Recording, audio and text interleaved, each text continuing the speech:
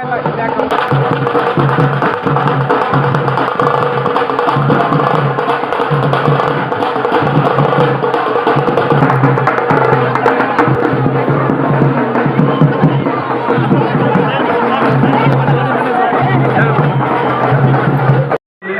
ಕೂಡ 50 ವರ್ಷಗಳಾಯ್ತು ಈ ಒಂದು ಉದಯ ಆಗಿ.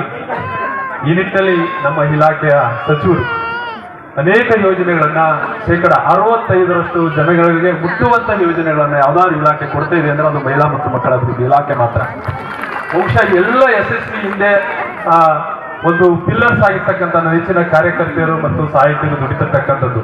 ಇದರ ಜೊತೆಗೆ ಇದನ್ನೆಲ್ಲ ಮನಗೊಂಡಂತೆ ಮಾನ್ಯ ಸಚಿವರು ಬಂದಾಗ ಕಾರ್ಯಕ್ರಮ ಒಂದು ಹೊಸ ಕಾಯಕಲ್ಪನೆ ಕೊಡಬೇಕು, ಒಂದಷ್ಟು ಸುಧಾರಣೆ ಆಗಬೇಕು ಅಂತ ಚಿಂತನೆಗಳನ್ನು ಒಳಗೊಂಡಂತೆ ಇವತ್ತು ಗೃಹಲಕ್ಷ್ಮಿ ಯೋಜನೆ ಬಹುಶಃ ಇಡೀ ದೇಶದಲ್ಲೇ ಇಂತಹ ಅತ್ಯುತ್ತಮವಾಗಿರ್ತಕ್ಕಂಥ ಮತ್ತು ಅಷ್ಟು ಬೃಹತ್ ಮಟ್ಟದ ಯೋಜನೆ ಯಾವುದೇ ರಾಜ್ಯಗಳಲ್ಲಿಲ್ಲ ಅಂತ ಯೋಜನೆಯನ್ನ ಇವತ್ತು ಕೈಗೆತ್ತಿಕೊಂಡು ಇವತ್ತು ಇಲಾಖೆ ಬಹಳ ಎಲ್ರಿಗೂ ಆ ಯೋಜನೆಯ ಸೌಲಭ್ಯನ ತಲುಪಿಸುವ ನಿಟ್ಟಿನಲ್ಲಿ ಹೆಜ್ಜೆ ಇಡ್ತಿದೆ.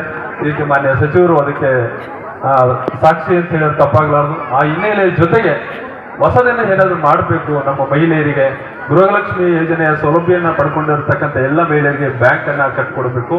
ಅದ್ರ ಜೊತೆಗೆ ಮಹಿಳೆಯರಿಗೆ ಏನು ನೋವಾಗುತ್ತೆ, ಸಮಸ್ಯೆ ಆಗುತ್ತೆ, ಸಂಕಷ್ಟಕ್ಕೀಡ್ಗಳಿರ್ತಾರೆ, ಶೋಷಣೆಗೆ ಒಳಗಾಗ್ತಾರೆ, ದರ್ಪಕ್ಕೆ ಬಲಿಯಾಗ್ತಾರೆ ಅಂತ ಮಹಿಳೆಯರ ಒಂದು ಮುಖ್ಯವಾಗಿ ತರಬೇಕು ಅಂತೇಳಿ ಹಕ್ಕಪಡೆಯನ್ನು ಮಾಡ್ತಕ್ಕಂಥದ್ದು. ಜೊತೆಗೆ ಆಯ್ಕೆ ಆಗ್ತಾರೆ. ತದನಂತರ ರಾಜ್ಯ ಮಹಿಳಾ ವಿಂಗ್ಗಳಲ್ಲಿ ಜನರಲ್ ಸೆಕ್ರೆಟರಿಯಾಗಿ ಕೆಲಸ ಮಾಡ್ತಾರೆ.